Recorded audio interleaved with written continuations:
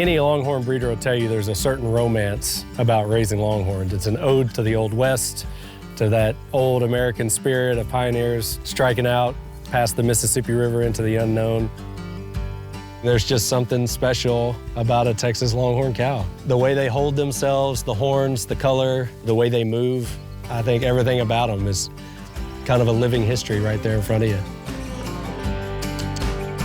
You might think these Longhorns are deep in the heart of Texas, but actually, they're lazily grazing in the town of Boring, Maryland. A surprise to be sure, even for the herd's caretaker, veteran-turned-farmer Eddie Downey. We actually didn't start off intending to raise Texas Longhorns. We had a couple of Highland cows. I saw a picture of a beautiful Longhorn steer online for sale, and I said, hey, let's give it a try, we'll raise it up. Went to see the Longhorns at that ranch, absolutely loved them. Saw a barn full of just the prettiest cattle that anybody's ever laid their eyes on.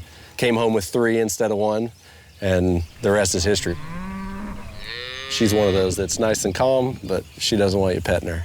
Yeah, like if I go up and try to pet her, she'll give me the shove. She'll see if I got something for her, and then she said, nope. What started as a pet project is now Downey Family Farm with a herd over 40 strong.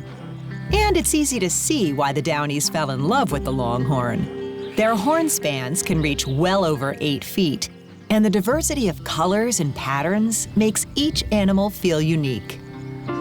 And the history behind these animals is even lengthier than the horns that give them their namesakes. These animals were left by the Spaniards for 300 years in Mexico and Texas. You know, that's back when there were grizzlies and mountain lions everywhere. And about the most terrifying thing that a cowboy could run into was a wild Texas Longhorn, because they weren't afraid of people. They're the only animal in North America that was known to kill bears. They would kill the horses out from under the riders. They were extremely dangerous back then. At the time, there was a lack of economic viability in the West, but the expansion of the railroads brought opportunity for ingenuity.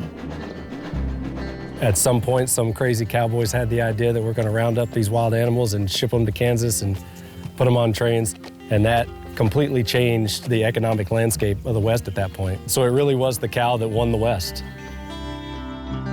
Today, the Longhorn's popularity in the beef industry has declined, but the Downeys and other breeders are hoping to improve the breed to reclaim the top spot in the cattle world. That means ensuring a happy and healthy herd and frequent checkups from veterinarians. Today, doctors Cindy Shekels and Shane Martin are drawing blood to check for bacterial infections, vaccinating the Longhorns against tuberculosis, and checking for pregnancies through the palpation method. Alrighty. See if she's pregnant.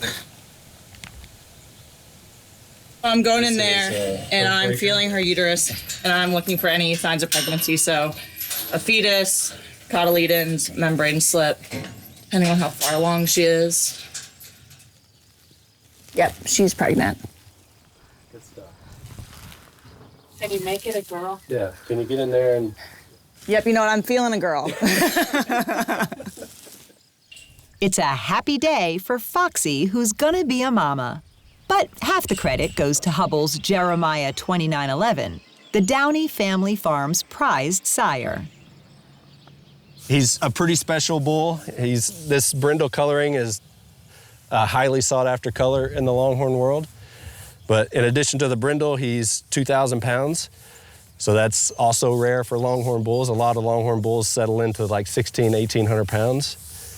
And of course, the best thing is his horns. He's over 90 inches tip to tip.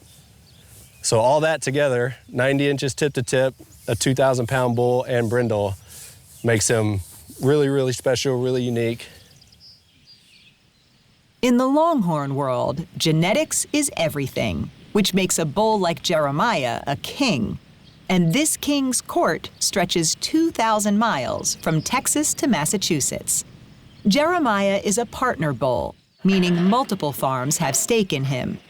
He'll travel cross-country on a sire tour, mating with Longhorn cows from coast to coast. It's a good life for a young bull, but it's been a boon for the Downeys as well. When we started this, I don't think we ever would have imagined that we'd have had a bull like Jeremiah on our place, that we'd be producing the kind of heifers that we are, and that's because of him. We went from being hobby breeders to being serious breeders on a national stage. And we feel pretty honored to have him on our farm.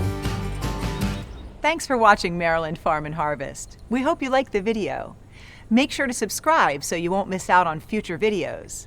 To learn more about our show and watch full episodes, check out mpt.org/farm or just click the link in the description.